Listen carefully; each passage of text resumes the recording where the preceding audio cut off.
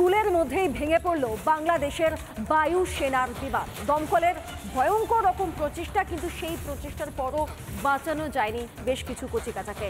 এখনো অবধি 19 জনের মৃত্যুর খবর পাওয়া গিয়েছে। কয়েক মুহূর্তের মধ্যে কার্যত ধ্বংসস্তূপে পরিণত হয়েছে স্কুল বিল্ডিংটি। আর তারই মধ্যে দিশেহারা হয়ে নিজেদের সন্তানদের খুঁজে বেরিয়েছেন অভিভাবকরা।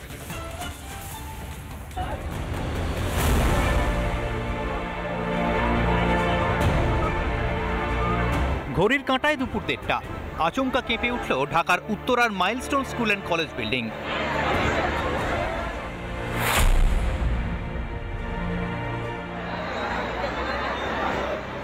কিছু বুঝে ওঠার আগেই দাউ দাউ করে জ্বলতে থাকে স্কুলের একাংশ। ঘটনার আকস্মিকতা কাটিয়ে উঠতেই বোঝা যায় স্কুল বিল্ডিং এর উপর ভেঙে পড়েছে সে দেশের বায়ুসেনার প্রশিক্ষণ বিমান। চীন থেকে সম্প্রতি এই বিমান কেনে বাংলাদেশ। দুর্ঘটনায় ক্ষতিগ্রস্ত স্কুলের হায়দার হল। দুর্ঘটনাকালে ক্লাসরুমে চলছিল পঠন পাঠন। ক্লাসে ছিল 2 থেকে 3 বছরের বহু শিশু। জানলা দিয়ে বেরোনোর চেষ্টা করে পড়ুয়ারা। চোখের সামনে এই ভয়ঙ্কর দৃশ্য দেখে চারিদিকে হাহাকার পড়ে যায়। তড়িঘড়ি ঘটনাস্থলে যান দমকল কর্মীরা। আহতদের ভর্তি করা হয় হাসপাতালে।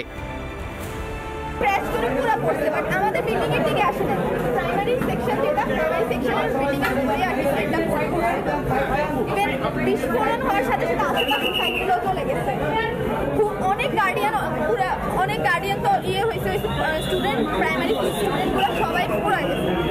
মানে মূলত ছোট বাচ্চারাই ছিল, 5 থেকে 8। হ্যাঁ। উত্তরার হাসপাতাল চত্বরে এখন শুধুই শ্মশানের নীরবতা। স্বজনহারাদের কান্নায় ভারী হয়ে উঠছে হাসপাতালের পরিবেশ। বন্ধু চীনের হয়ে বারবার গলা ফাটায় ইউনূস সরকার। আর বন্ধুর দেওয়া সেই উপহারই প্রাণ কাটল নিরীহ বাংলাদেশিদের। রিপাবলিক বাংলা। দেখুন সস্তার চীন অবস্থা। সস্তার মিসাইল চীনের দেওয়া ব্যবহার করে পাকিস্তান শিক্ষা পেয়েছে। এবার বাংলাদেশে ভেঙে পড়ল বিমান। এবার কি বোধোদয় হবে বাংলাদেশের? কমবে বেইজিং প্রীতি?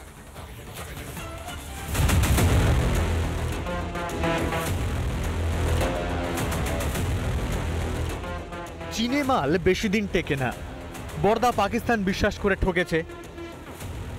এবার চীন থেকে কেনা বিমান ভেঙে পড়ল পদ্মাপাড়ে। এখনো কি শিক্ষা হবে না বাংলাদেশের? ঢাকায় বজায় থাকবে বেইজিং প্রীতি? ভারতের ঘাড়ের কাছে নিঃশ্বাস ফেলার অদম্য ইচ্ছা, নিজের ক্ষমতায় না কুলোলে অন্য কাউকে প্ররোচিত করে সেই উদ্দেশ্য সাধনের চেষ্টা, কোনো কিছুই বাদ রাখেনি বাংলাদেশ। শিলিগুড়ি করিডোরের খুব কাছে চীনা সহযোগিতায় বিমান ঘাঁটি তৈরির কথা ভাবতে শুরু করে ঢাকা। এমনকি গত মার্চে চীনে গিয়ে অদ্ভুত প্রস্তাব দিয়ে আসেন ইউনূস। উত্তর পূর্বের যাবতীয় আমদানি রফতানি চীন নিয়ন্ত্রিত বাংলাদেশি বন্দরের মাধ্যমে হোক। আসলে ইউনূস জামানায় ঢাকার বেইজিং প্রেম অত্যন্ত বেড়েছে। তার ফল উল্টে ভুগছে বাংলাদেশি। পাকিস্তানের পর বাংলাদেশকে গিলে খাচ্ছে ড্রাগন। বাংলাদেশের অভ্যন্তরীণ বাজারে আধিপত্য বিস্তার করেছে চীন। সামরিক অস্ত্রের জন্য চীনের ওপর অনেকটাই নির্ভরশীল হয়ে পড়েছে বাংলাদেশ।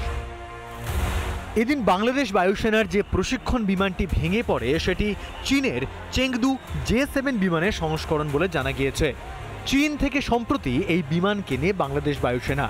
সেই বিমানই এদিন ভেঙে পড়ে উত্তরার স্কুলে।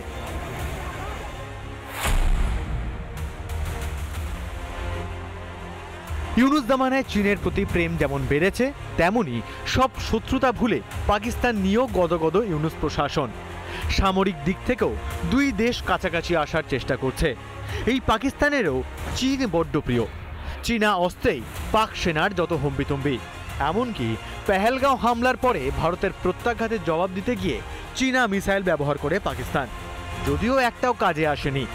ভারতের আকাশ প্রতিরক্ষা ব্যবস্থার সামনে মুখ থুবড়ে পড়েছিল সস্তার চীনা মিসাইল।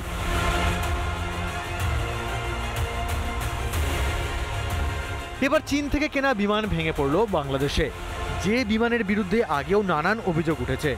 এমনকি বাংলাদেশকে এই বিমান দেওয়ার পর এই মডেল আর বানায়নি চীন। এবার কি ঘুম ভাঙবে ইউনূস প্রশাসনের? চীন থেকে ইকুইপমেন্ট কিনবো বা পাকিস্তান থেকে ইকুইপমেন্ট কিনবো, এই ধারণাটা বাংলাদেশের সব সরকারদের মধ্যে কিন্তু চলে এসেছিল বা জিনিসটা এখনো পর্যন্ত চলছে। যেমন বাংলাদেশের স্ট্র্যাটেজিক সিকিউরিটি ক্ষতিগ্রস্ত হচ্ছে, এরকম বাংলাদেশের মানুষের জীবন এবং সম্পর্কও কিন্তু ক্ষতিগ্রস্ত হচ্ছে। চীনকে বন্ধু বানিয়ে ভারতের সঙ্গে পাঙ্গা নেওয়ার ফল টের পেয়েছেন পাকিস্তান। উত্তরায় বিমান দুর্ঘটনার পর কি বোধোদয় হবে বাংলাদেশের? রিপাবলিক বাংলা। নানা ধরনের কন্টেন্ট দেখার জন্য লাইক করুন, শেয়ার করুন আমাদের ফেসবুক পেজ, সাবস্ক্রাইব করুন আমাদের ইউটিউব চ্যানেল। পাশাপাশি অন্যান্য ব্রেকিং নিউজের জন্য অবশ্যই চোখ রাখুন রিপাবলিক বাংলায়।